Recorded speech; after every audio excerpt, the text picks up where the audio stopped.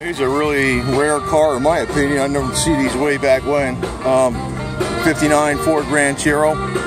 Actually, the Ford Ranchero was the predecessor, the one that beat Chevy El Camino. They're first to the punch. Then El Camino dropped off that line, I think after 59 for a couple years, and it came back. I don't know when, 64 maybe. The Ranchero's been, but you don't see Rancheros as survivors as much as El Caminos. I don't know why that is. And note how which way the hood opens up. To me, that's a lot more practical to work on this thing.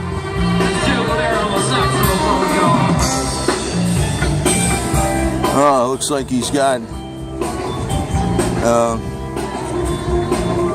Yeah, it's an automatic, I think. Yeah, but it's a B&M shifter.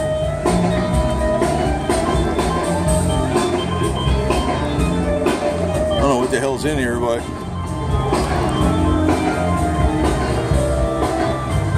it ain't the stock motor, that's for sure. Got a big old aluminum radiator in there.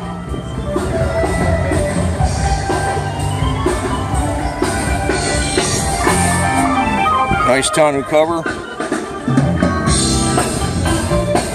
Yeah, it looks like you can,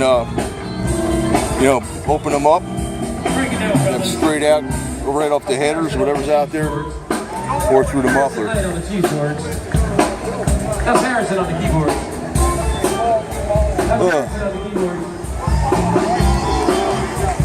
A lot of metal on this car, man. And this is complicated too. I mean,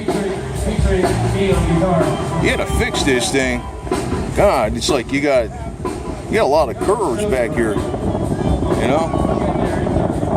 It's an auto body man's nightmare. If you got a crunch back here, you'd be like cutting that out and flanging it and welding it.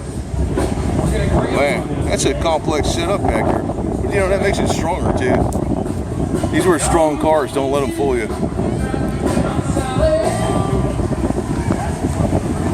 You only need a half an airbag with this car. You wouldn't even need a full one. Alright? That's how strong it is. You probably wouldn't even need that. You might need a 25% airbag.